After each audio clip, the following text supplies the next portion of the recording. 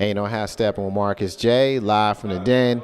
Legacy Internet Radio. Thank y'all for rocking with us as we progress throughout the night.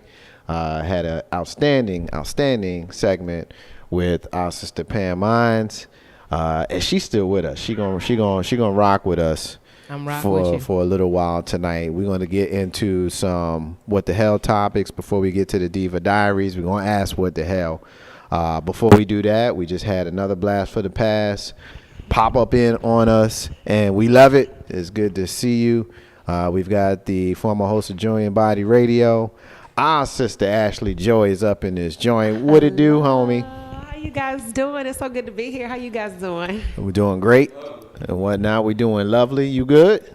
I'm good. I'm just glad to be back in the den. I haven't been in here in forever, so I had to drop by. That's because you be like traveling all over. I do a little bit, but wherever you be at and whatnot. So you ready to rock? You ready to ask or answer what the hell? I most definitely am. All right, well, good. Grizz, I want you up on this one first. And the reason why I want you up on this one first is because this is, I don't do a lot of sports on the show anymore. But I do like to talk about things that are sports infused. And the thing that I want to get into that's sports infused is the owner of the Houston Texans. Did you hear the comments from the owner of the Houston Texans, Bob McNair? Yes, okay. I did. All right. Well, I'm going to set it up for the folks who may not have been familiar. They had a owners meeting last week, and in the owners meeting, he said something along the lines of the inmates running the asylum, talking about the players and the protests and things of that sort. And he was obviously called out for those comments, and the players were not very happy about it, and they responded by all but I think maybe 10 took a knee. As 53 players on the active roster, and you add practice squad and all of that. I mean, at least 53 players on the team, at least. And only 10 that were counted actually standing. The rest were kneeling in direct protest to him. Now, I got some pretty interesting comments on this one. I want to know what you think before we bring the ladies in. Well, that particular owner, considering, the climate in the NFL, it was kind of surprising to have him be the one that made a ridiculous and I can't even say off the cuff. And then the news broke today that he said he misspoke and he wasn't talking about the players. He was talking about the NFL employees that were running as the inmates running the NFL in the handling of the protests.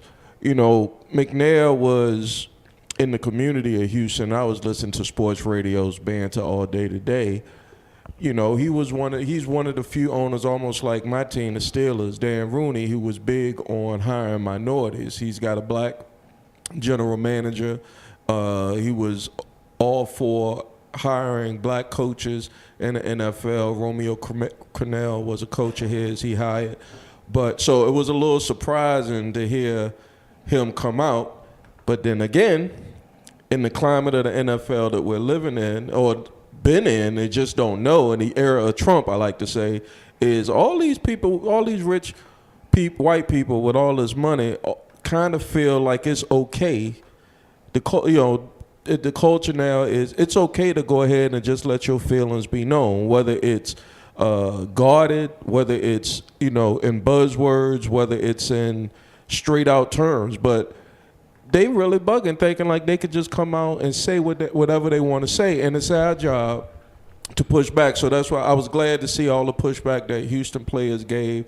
I heard just later before coming in that maybe it's not true, maybe it might be fake news, but the NFL has already balked against inviting Kaepernick to this meeting that they're having on social protests. They hadn't extended the invitation, and now they've taken it back. So, the players, I think the players in the NFL have to do their part, and I think the fans will follow along. Right. You know, I don't think the fan, because the average casual fan, for instance, I play fantasy football where his money is on the line. You know, gambling. It's $1 billion industry, and it's got other residual industries that parlay off the NFL. So I'm going to tell you, ain't no hard gambler going protest watching the NFL. He's going to watch the game because he got money on it. He want to get his money. He want to get his money. And I'll wrap this up real quick. Is what in my opinion, what the league and the league union needs to do is just step up, plain and simple. I mean, without the players, there is no league, you know. And or if push come to shove, let's just go back to the old days and have 2 leagues. Well, that was the point that I had always made about how the players are the ones that are in control here. Exactly. It's one of them situations where you can own. It's great. You're the owner. It's one of the reasons why I don't like the whole slave analogy and people calling it's slaves and all this stuff. I don't like that because the slaves, you know, in slavery didn't get paid, one, and two, if they stop working, they got their asses killed. Dead. Whereas these people, if they stop working, the league dies. Right. They don't die, the league dies. The leverage is on the leverage is on, well, the leverage is with the players. Right. I want to get the first lady in here, but my thing about that is, if I talked about Michael Bennett, who did who had the situation that happened with him in Vegas, and how he got put down on the ground and all of that kind of stuff. And I said at the time, if he had been the one who stood up and said, I'm not playing until Cap has a job, Cap would have had a job. Mm-hmm. I feel very strongly about that because we were looking for someone that was high up, First Lady, in the National Football League to be the one to step out. The problem is a lot of folks ain't trying to sacrifice themselves for the greater good of everybody. What say you? Right, and I actually, you know, I commend the Houston players because they actually did what my team, the Dallas Cowboys, should have done when Jerry Jones made his stupid comment. You know, so I know a lot of the guys were actually looking into not playing, but because of legal whatever, they knew that they had to play, you know, contract or what have you. So the best thing that they could do was kneel, which like I said, I commend them for doing that. I feel also that, again, yeah, freedom of speech, but I really think people are really taking it far. You know, you really saying now again, and I give it to Trump too, a lot of people are really saying what they really want to say and how they feel, and it's getting a lot of people in trouble. But again, I just commend the Houston players. I feel like what they did was excellent. I feel like that they should do it for the rest of the season. And if the coach really means what he says, that he did not mean to say that, then you should be fine with them kneeling, and we should hear nothing else from you for the rest of the season. So I commend the players. I know I can dig it. Ain't no how stepping with Marcus J. Live from the Den, Legacy Internet Radio. I feel the exact same way when it comes to that. I mean, you're either going to be about it or you're not going to be about it. You know, and it really is that simple to me. The next story that I want to get to as we kind of go through the show here, I'm going to play a clip. Sometimes I play clips, sometimes I don't. Tonight's one of those nights. I'm going to play a clip. I want you guys to hear this. It's from a television show that many of us are fond of. It's called Family Matters. And the father on the show, played by Reginald Vell Johnson, of course, was a police officer. This is a particular episode that saw his son, Eddie Winslow, get pulled over by the police and how he was treated. A police officer, his dad, had a problem with that, and he actually stepped up and talked to his fellow officers about this. Let's get to this clip, and then we're going to talk about a story that came out of New York after it. Take a listen. Say, did you happen to pull over a 77 Dodge Monaco? The driver was...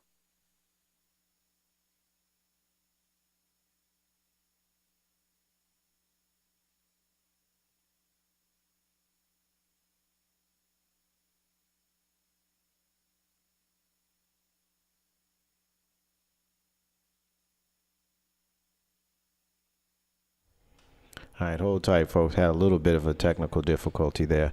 But as you can hear, as it was getting set up, basically the gist of the clip there was about him asking about his son being pulled over by the police officers. So I had it up here a little while ago. Let me see if it's going to play for me now.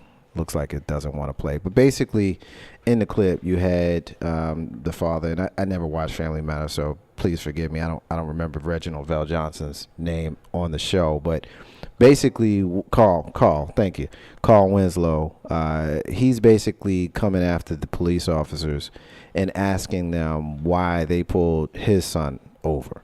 Was it because he was black? And they basically said, well, we didn't know that his dad was a police officer. And his response was, it shouldn't matter that his dad is a police officer. What should matter is the fact that you guys didn't treat him with the respect that he deserved. And now all of a sudden, you scared my son, and something really bad could have happened, to my son on the count of you guys pulling him over for basically driving while black. And I've run into situations where having conversations with folks about this in the past when we're talking about police officers.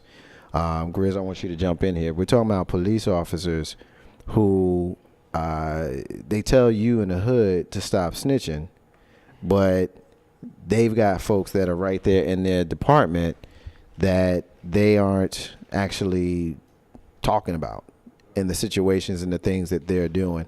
Jump in here and tell me a little bit about what you think about that as I work on getting this. Is it on? Yeah, come get another one. Yeah.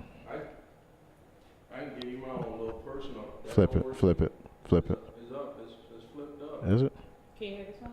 I'm losing all my mics here today. Test it. 1, 2, 3. Y'all can hear me on Facebook. You know what? That's on me. I'm turning mics down. That's all on me. My bad, y'all. We good? Yeah, we good. All right. So my little personal testimony, I play poker once a week with about 4 cops.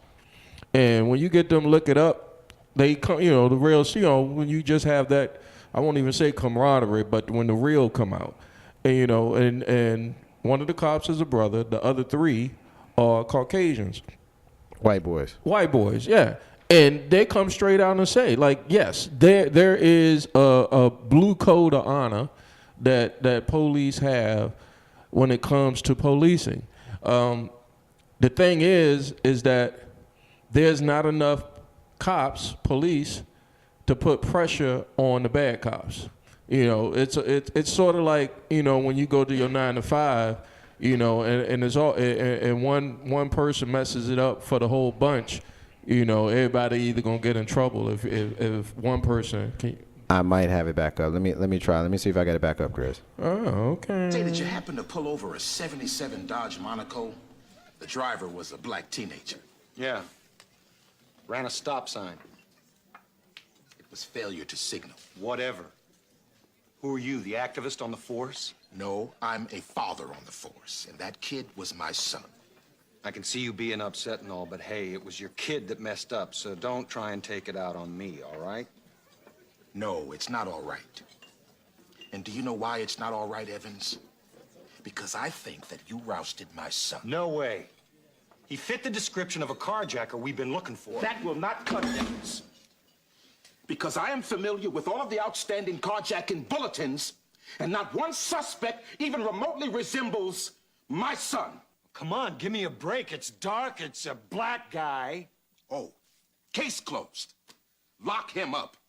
Bottom line, your kid was in the wrong part of town. The wrong part of town? Yeah. Oh, so what are you saying? That black kids aren't allowed in white neighborhoods? They wouldn't be there unless they were looking for trouble.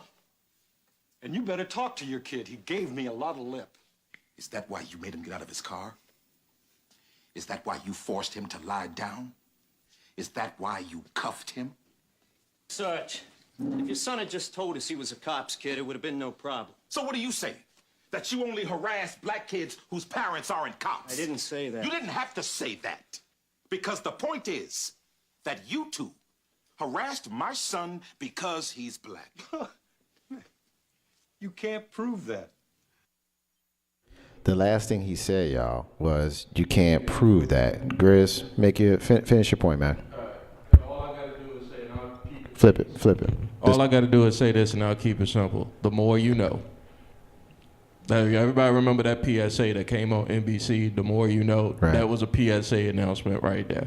So it just speaks in and of itself of that blue code. And also one thing I refer to listeners to do is to do the knowledge on how policing and how policing has evolved from even in Victorian times. I always use the word paddy rollers. That's where the word paddy wagon comes from. But paddy rollers was the term that slaves used for the slave patrollers. If you ran off the plantation or if you were going too far without a pass or whatever, they would have paddy rollers come by. And that's what the term paddy wagon comes from. But if you just evolve that into the 21st century, most of the police now in the cities are paddy rollers. They are there to make sure that you are supposed to be where you're supposed to be, right, and protective of the property and the rights of the people that they want to protect. I guess the article that I wanted to allude to, and I don't spend a whole lot of time on it, just real quick, the Bronx, New York Police Department has been paid out $2.44 million in legal settlements for beating people that have been incarcerated in the police department. And we ain't even talking about in the jails, and we ain't talking about in prison. We talking about the ones that got arrested and didn't even get that far. Yeah, they just let them go. They got an ass whooped. They basically beat them down. The record showed there's 16 lawsuits at the 42nd precinct, and most of them were settled for at least $50,000. Now, why are you settling these cases if you're not in there beating people down? Here's the thing, Mark, is we are, as people of color sitting in the den here, Legacy Internet Radio, we are not shocked by this. The issue is that if we have this same conversation and stick the same, and 1, 2, 3, 4, we stick 6 white people in here and actually play that clip, they be like, no, that doesn't happen, because it don't happen in your neighborhood. It don't have, you don't see it as often, and they're quick to downplay it. It's almost like it's this double standard, like he said at the end. You gotta prove it. You gotta prove it. You gotta prove it. There is a disconnect in this country between people who have lived in a certain way and people who have not. It's an unequal balance, and people of color, people that's poor people, we know what it really is. We know what it's like, but the others, they don't, and it's hard, and especially in the era of Trump, they not gonna see it. I just saw a poll, and I'll wrap it up real quick. I just saw a USA Today poll where Trump is and I'm not going to politics or whatever, but Trump's popularity or approval rating is at 38%. It ain't never getting above 40. So it's 40% of the country who got thumbs up for what he does, agrees with everything he says, and can't see anything wrong with what he's doing. And that's the 60% needs to stand up more. Yeah. And just quiet out that 40%. Well, I mean, the whole thing with the poll numbers, I mean, he's been as low as 34. Yeah, he ain't getting no higher. I don't know what happened that helped him gain 4 points, but it just is what it is with the Trump supporters. When we have more time, we'll talk. We'll talk more about that. Did y'all see what happened in Tennessee over the weekend with the White Lives? They got shut down. The White Lives Matter rally. Like three of them showed up. Well, it was a bunch of them out there, but there was more counter-protesters there than there were actual protesters. But they still found time to find a white woman out there with a brother and beat her ass. They beat her ass for being with a brother. Now, here's the thing, because I talk to a lot of white people who have issues with Black Lives Matter.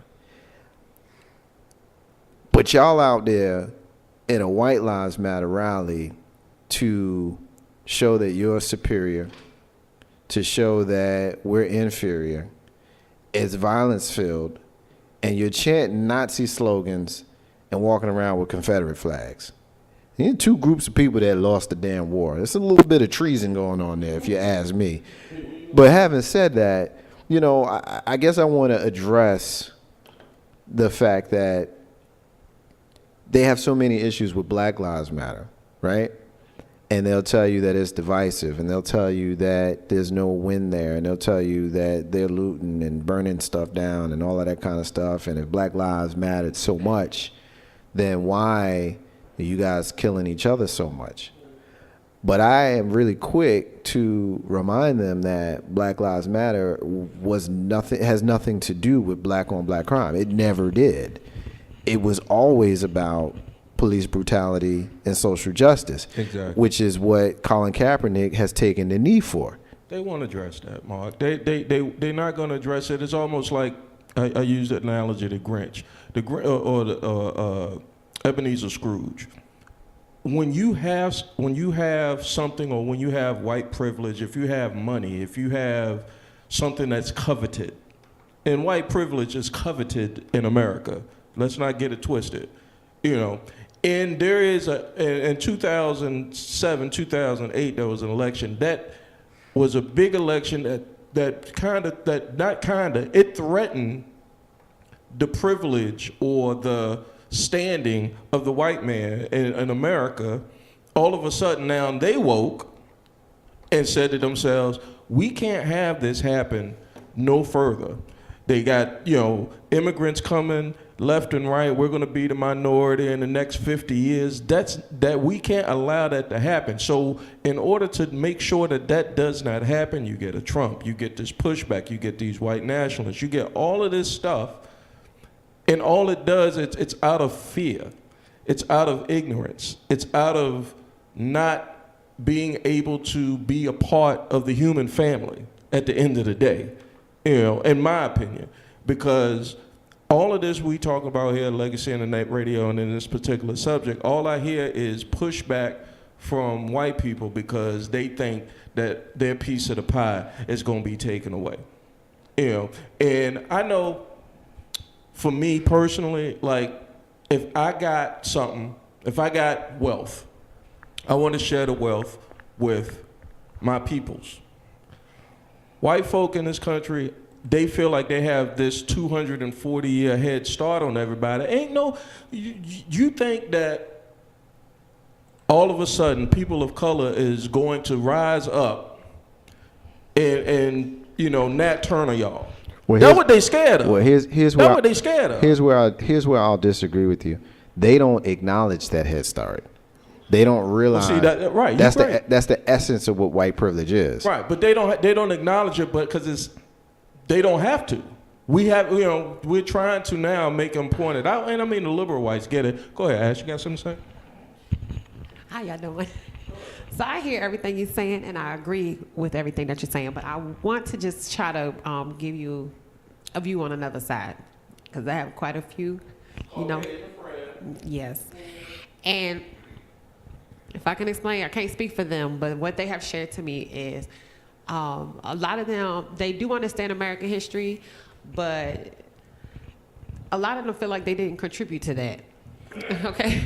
And, they're like, well, I didn't contribute to that. I'm not a racist. I didn't enslave you guys. I didn't do X, Y, Z, X, Y, Z. Okay, and then they will go on to say, Ashley, you're living better than I am. And I had to really sit and think about that. And it's not that I agree with them, but I do feel like if you understand the opposition, you can address it better. And I had to look and say, yes, I guess I kind of am doing better than you are, and your white privilege, which we keep saying that they have, it's not really cashing out for a lot of people, and it's like the only thing they can do is get an extra job interview, but it's just, so a lot of people are feeling like white privilege ain't worth nothing, because they too are in thousands of dollars in debt. Their kids are still living at home, or because they can't find a job to move, or they had to push them out because the parents just can't afford to feed them anymore.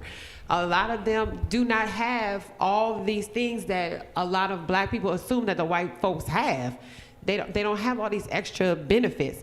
Now, it's not to say that every white person is, destitute and all of that stuff. I mean, we know the numbers, toe to toe, they are doing better collectively. But there are a lot of white people who just are not doing well, and it can kind of seem like just a bunch of chatter from the black community when we are doing well. One thing that the black people forget that we do have strength in numbers. Like, we come together and we make a loud sound. Like, just like the whole kneeling process, that's a very loud sound. That's a loud movement. We do move. The whole Black Twitter, we move in numbers for everything. And white people ain't really got that. Well, here's what I will say to those white people. Yeah, feel free. Here's what I will say to those white people. Welcome to being black. Yeah. If you ain't got a pot to piss in or a window to throw it out of, welcome to being black. And try that for 240 years. Here's what I will say to those white people. There's a legacy. There we go. That's where I was going. White supremacy that is in this country that they benefit from and we suffer because of. And because you may be down on your luck as an individual, Mr. or Mrs. White person, and I happen to be prospering at this time as a black man, does not change that legacy. And you look at history. In 2017, we're looking at 51 years of being able to vote. Just 50. 51 years of being able to vote after being here for 400 plus years. And if you look at the 100 years prior to that 51 years, we might get lynched just for being in the wrong neighborhood. And if you look at the 300 years before that, we were owned by their ancestors. And so when you look at coming here as a white person from Europe or wherever they came from and owning because you stole and you killed and you raped and you pillaged. And that's how you got what you got. And you still got it, but that's how you got what you got. That legacy is passed down to generation after generation. So while your children in the next generation has the land that you had, the people who I descended from was in slavery. Next generation, while it's still being passed down, people that I came from was in Reconstruction. While it's being passed down again, the people that I came from is just now getting the right to vote. And so when I hear white folks say, well, I ain't got nothing to do with that, I didn't enslave nobody, you're right. You did not. But if you understand history and you know from which you came and you know from whence I came, there's a level of compassion and sensitivity that needs to be had. And if you don't have it, then I got no qualms with looking at you with the side eye and saying, you don't get it. And you know how step on Marcus J, live from the Dan Legacy Internet Radio. We're going to take a break and come back. Dating Pool Diva, Diva Diaries, Marcus J, our sister Pam.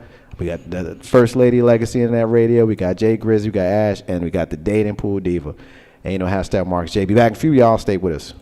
Hey, this is Warren Ballantyne, the number one truth writer in America, and I'm listening to my man, my brother, Marcus J, right here on Legacy Internet Radio.